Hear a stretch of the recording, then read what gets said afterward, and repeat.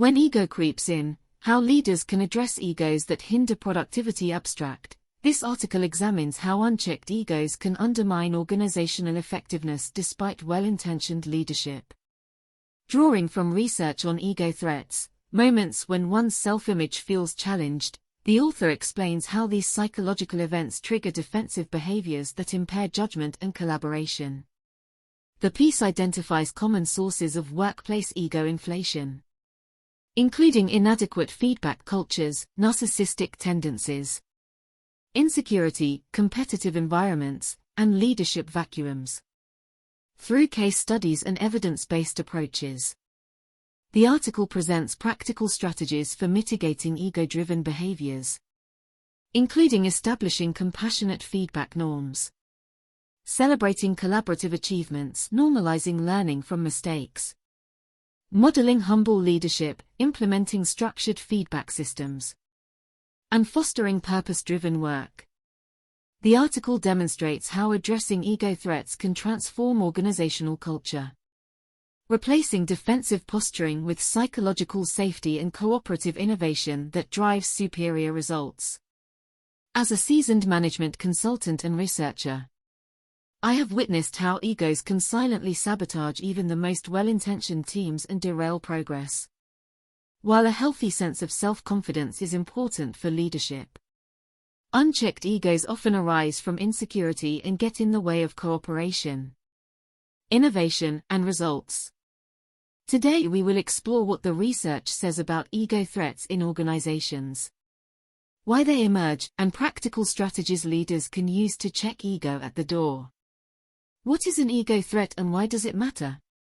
An ego threat occurs when a person feels their image, reputation, or sense of self is challenged or diminished in some way. Baumeister et al. 1996. For leaders and high achievers especially, ego threats activate innate psychological defenses meant to protect the fragile ego. This causes behaviors that are ultimately self-defeating, like defensiveness, blaming others, and stonewalling. Unfortunately, organizational life is full of subtle ego threats that stem from things like feedback, criticism, collaborative tasks where credit is shared, and new ideas that disrupt the status quo. While people may not consciously recognize these threats, the ego's reactions are very real and impair judgment, cooperation, and learning. They breed toxic cultures where people are focused on advancing their own agendas rather than organizational goals. Research indicates these threats trigger a threat rigidity response in the brain where rigid, defensive thinking narrows our perspectives. Store et al. 1981. Creativity, flexibility, and seeing other viewpoints get sidelined. Performance predictably suffers as a result. For leaders especially, unchecked egos threaten their ability to unite people, make sound decisions, and adapt to change. Where do organizational egos come from? There are a few common sources for inflated egos in the workplace. Lack of feedback culture. Many organizations fail to establish psychologically safe feedback norms where people can have candid discussions to learn and improve without defensiveness. Without proper self-awareness calibration, egos run rampant. Overinflated self-image. Some individuals genuinely lack insight into how their behavior impacts others due to narcissistic tendencies or an arrogant leadership style. Rosenthal and Petinsky. 2006. Feedback falls on deaf ears as they believe they do no wrong. Fragile self-esteem. For others, an inflated ego compensates for deep-seated insecurities. Criticism or admitting flaws threatens their shaky sense of self-worth. The ego fiercely defends an ideal self-image rather than facing reality. Baumeister et al. 1996. Competition for recognition and resources. When advancement depends heavily on one-upping peers, people are incentivized to promote themselves and guard turf rather than collaborating for shared success. Office politics breed unhealthy egoism. Lack of purposeful leadership, poorly defined missions, Values and expectations create a vacuum where egos are free to run rampant without clear goals or guardrails to keep self-interest in check. Strong, purposeful leadership is the antidote. By understanding the psychology behind why egos tend to inflate, leaders can begin dismantling conditions that feed them and establish a healthier culture. Practical strategies for managing organizational egos as a consultant.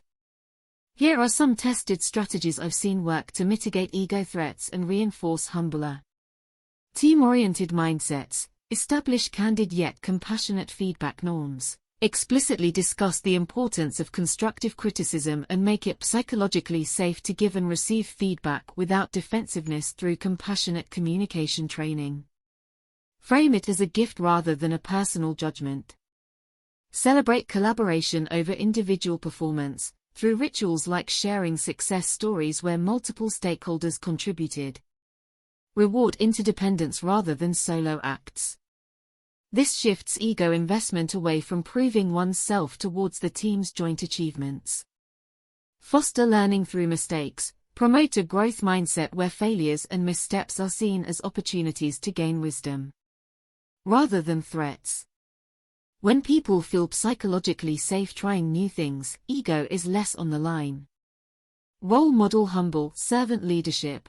Leaders must exemplify putting the organization's interests above self through actions like engaging critics, crediting others generously, and admitting errors. This gives license for others to check their egos at the door. Provide structured feedback. Anonymous 360 reviews and multi-rater assessments offer unvarnished perspectives and pinpoint blind spots to provoke insightful reflection rather than defensive reactions. Data neutralizes ego threats. Foster purpose over praise. Link goals, efforts, and rewards to meaningful impacts, not individual accolades which inflate egos. A shared higher purpose subordinates self-interest for the collective good.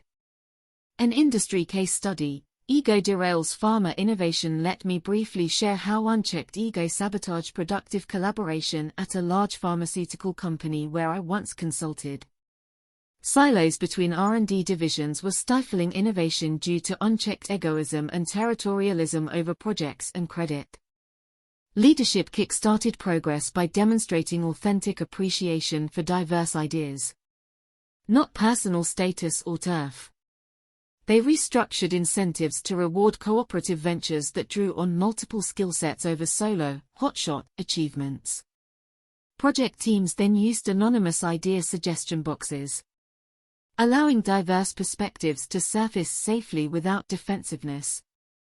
Crucially, leadership modeled checking their own egos by openly soliciting and addressing critical feedback to cultivate trust. These evidence-based strategies dissolved ego-driven defensiveness and fostered cross-pollination. New blockbuster drug partnerships emerged from unlikely pairings. Silos shattered as people prioritized mutual understanding over one-upmanship. Where egos once reigned, collaboration and breakthroughs followed. Conclusion: leaders looking to maximize their organization's performance and creativity would be wise to address the subtle yet corrosive impacts of unchecked egos. By understanding ego threats, dismantling conditions that feed inflated egos, and role modeling humble leadership, work cultures can transform into psychologically safe environments where people cooperate selflessly for shared success over inflated self-image. Productivity and innovation thrive when egos take a backseat to purpose, teamwork, and growth. Leaders play a key role in keeping the workplace ego in check for optimal results.